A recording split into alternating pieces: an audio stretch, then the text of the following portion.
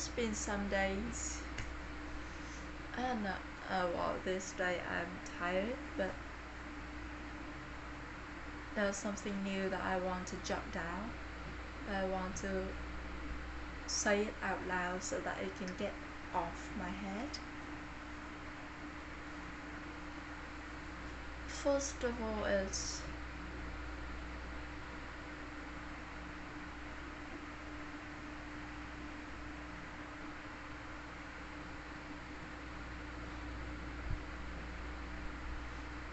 no, everything is this is in, it's with pain, it's with hurt, it's with words that people throw at me, not people, just my dad. And the possibility that and the possible words that my mom can point at me.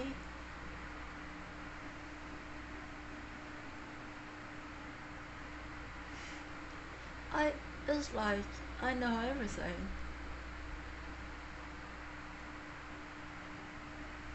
So today my mom, my dad texted me on I should go to work, I shouldn't be this, be that, and I don't want to talk more about it. He tasted, so words are there. The thing is, it bugs on me. I know that I need to cut some kind of cord. I cut it. Yeah, it was a natural process of visualization and talking in a talk, and I did it. But then I realized there is a reason why I didn't fully cut anything. It's because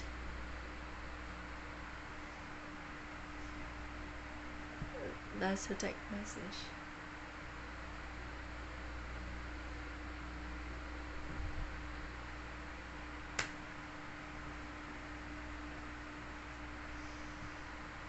There's a reason why I haven't fully cut anything, cut any ties, cut any cord, strings.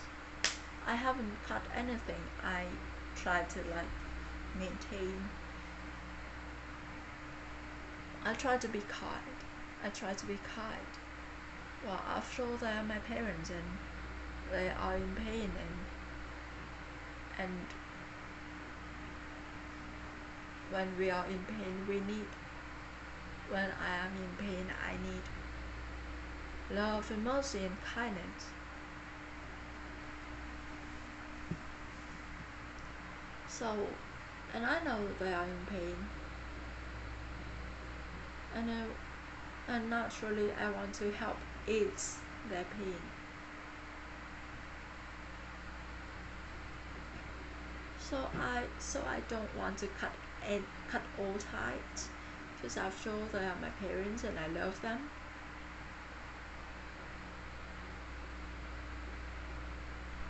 And I want to help ease their pain.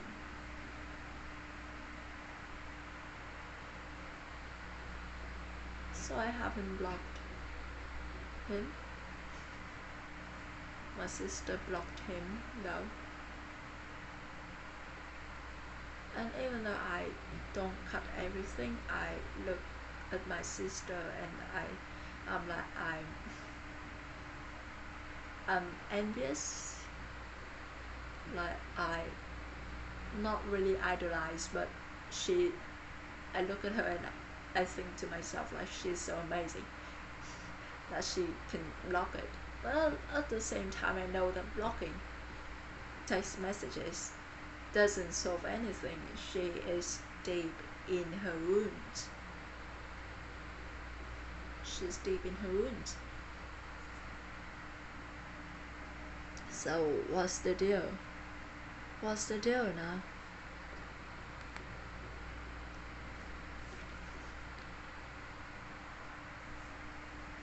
What's the deal?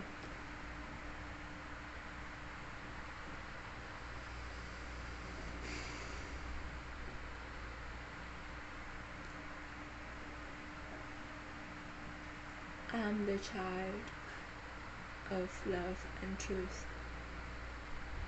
I'm the child of love and truth.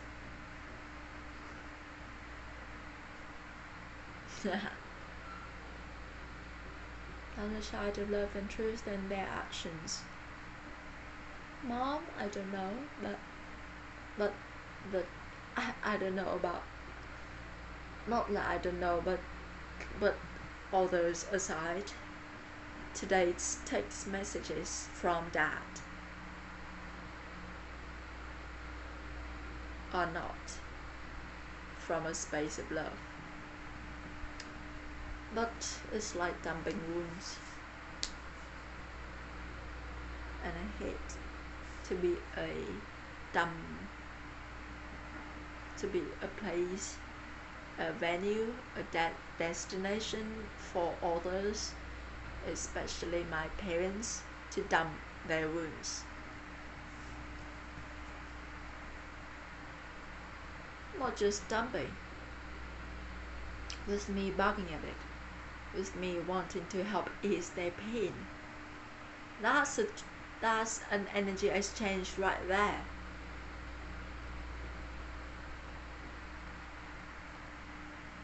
I give him my life force by paying attention and thinking about it. I receive his life force. But the point is, the difference between our life forces, not just, his life force goes into me with his wounds also. So it's like a deep dark dense energy.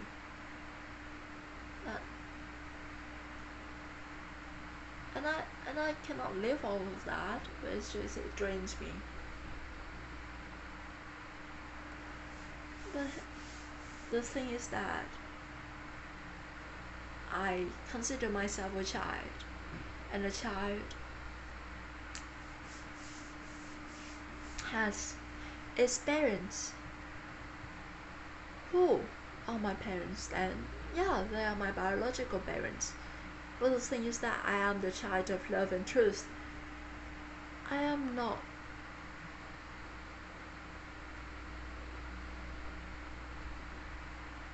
I am only the child of their love and truth. Not like that, but like they gave birth to me. I am the child of love and truth. Truth. I am the child of love and truth. So, my dad is his love and truth.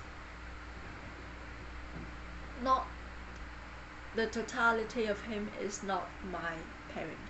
No. Only his love and truth. Well then, it's like now it jumps to the next point, which is the main point that I am trying to say to myself.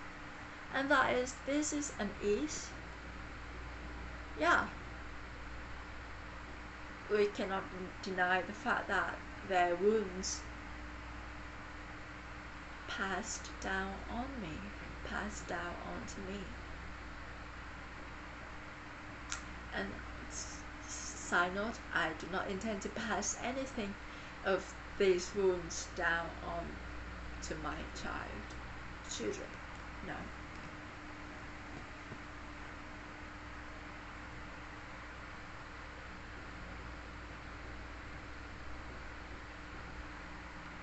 But at the same time, there is this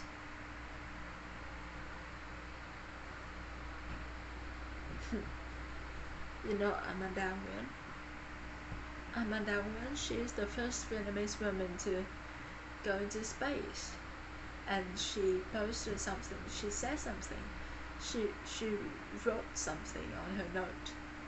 Why do we keep things that hurt us? Why do I keep being my parents' child? Why do I keep them as my parents? Why do we keep things that hurt us?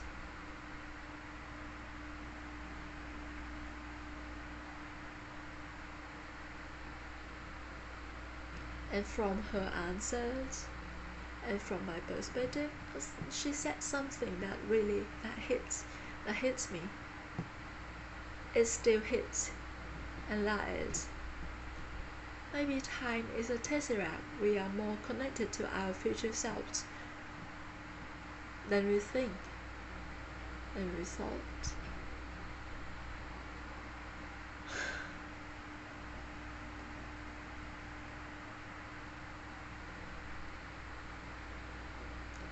And things can coexist.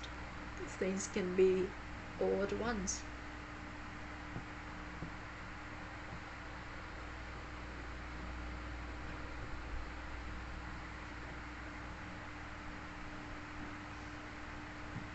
The best day of her life and the hospital bed of the worst day of her life.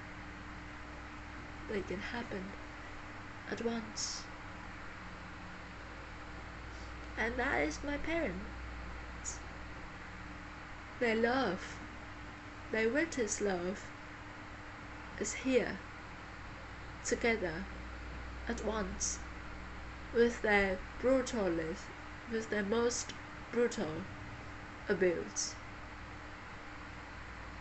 Not really physical abuse, but emotional abuse, and emotional abuse somehow it lives with the child. At least it lives with me. I'm 22 and I'm just 22. Look at them. They are 50, 51, and their wounds are still there with them. Their wounds are still there with them. They have never been a past story. They have never been a bad story. They have never been past stories.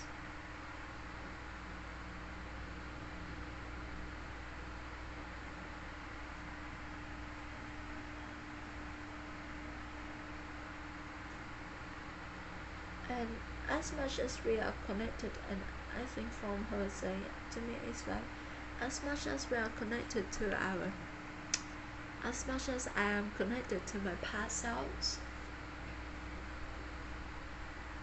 I am connected to my future selves. And that is coming to me. The is that I envisioned on the February of 2026.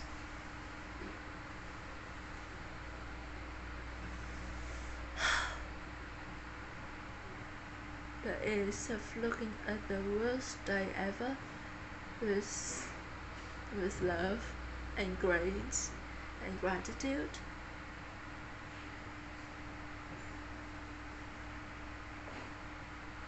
Different, but not less, but not any less than the best day ever. Different kind of attitude. Actually, it's very hard. It's just saying, because we cannot actually compare gratitude.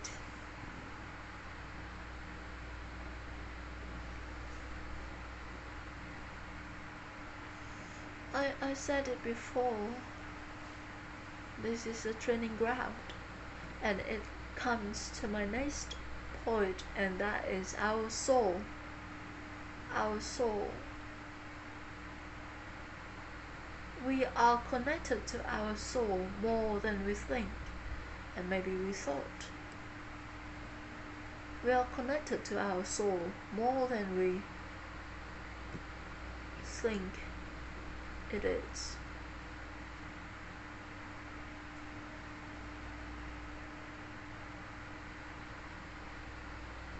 And our energy centers, this body,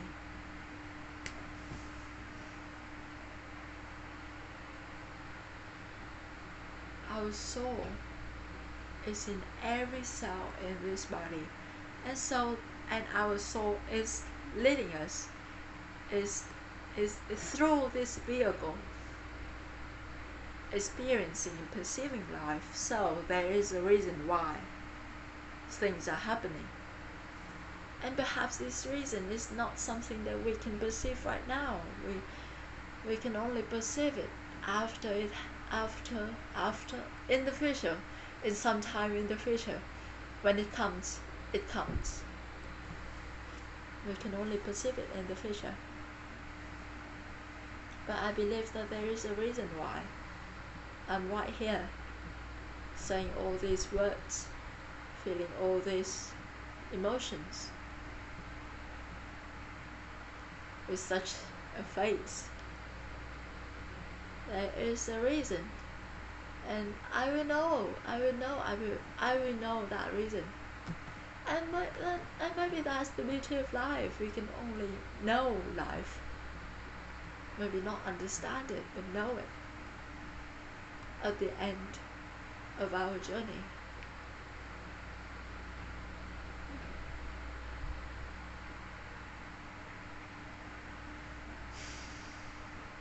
So there is a reason. We are planting seeds for our future self. We are planting seeds. Every day is cause and effect. We are planting the seeds of cause, and we are about to receive the fruit of effect.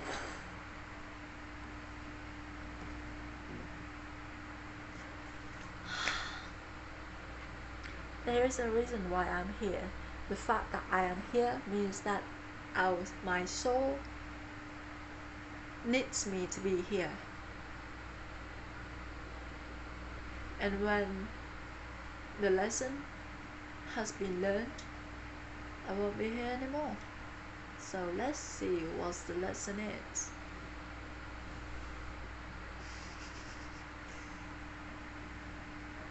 So maybe there are small points in one big point, and that big point, big idea is it is to welcome anything, to see the beauty of it, anything, the beauty of summer, of fall, of spring, of winter, the beauty of not having fall and spring, the beauty of having them, the beauty of having all 4 seasons in one day, and the beauty of those days that we feel like we are in hell, we are in hell, and the beauty of those days that we feel like we are in heaven, and the beauty of those days that we simply sleep.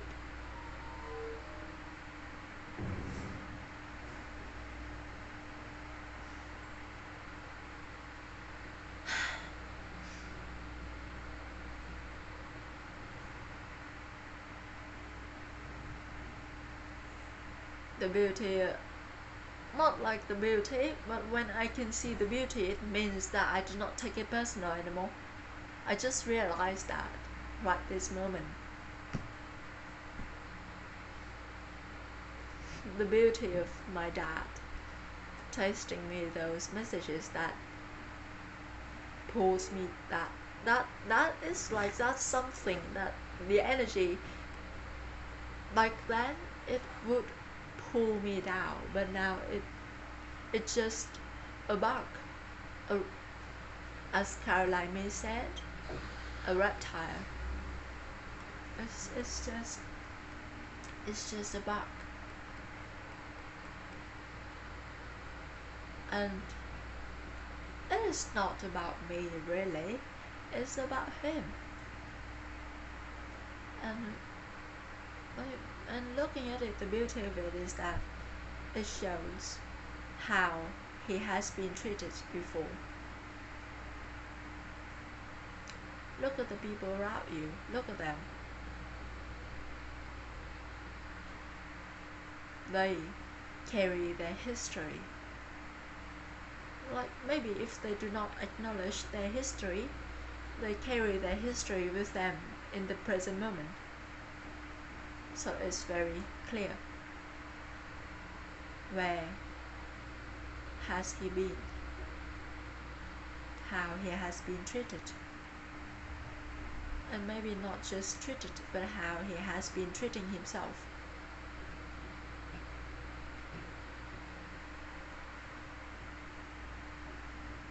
Everything.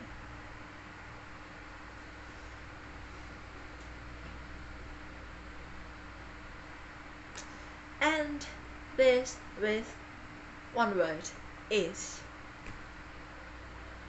Everything can happen all at once. And maybe I can look at the beauty of, as Caroline says again, psychic free radicals.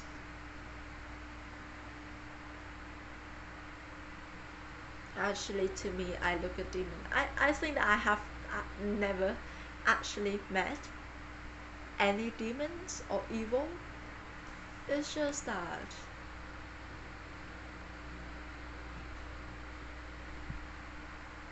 maybe the beauty of living with my dad, to me, is a bully, is to see the pain not behind a bully, not like behind a bully, but behind the face. What's inside them is actually a crying child. And this is not just me looking at it.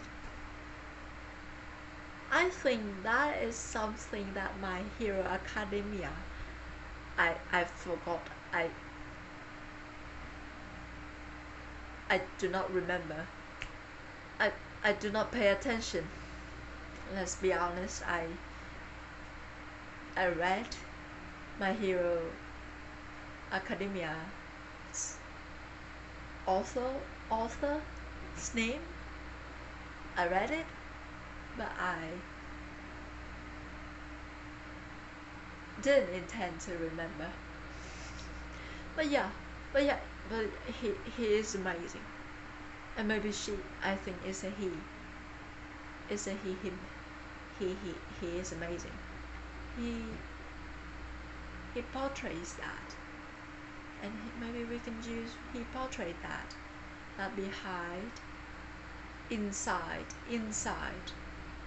deep inside a bully, a villain, is a crying child asking for help.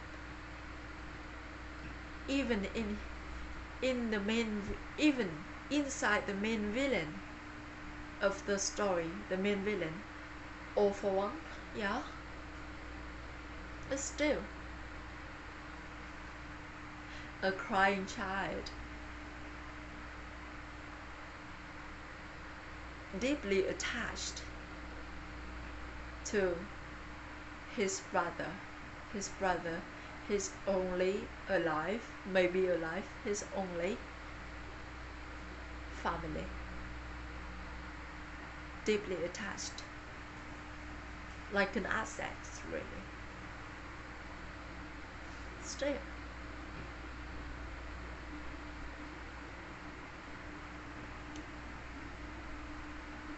but again,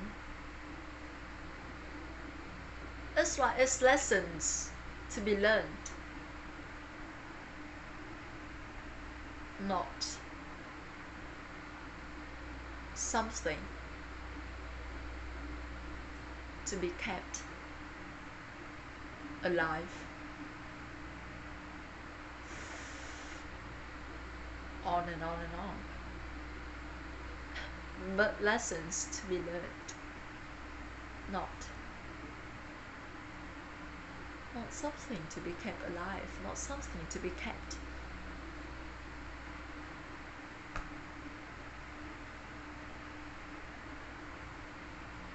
living.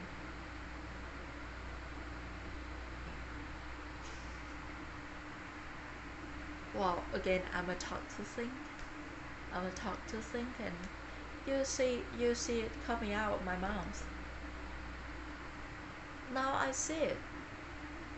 those that we deem as demons, there are lessons to be learned. There are crying children and lessons to be learned.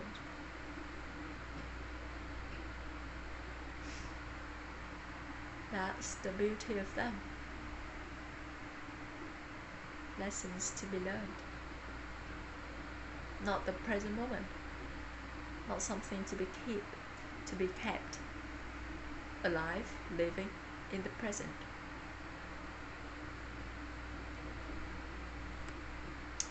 Okay, bye bye. Out.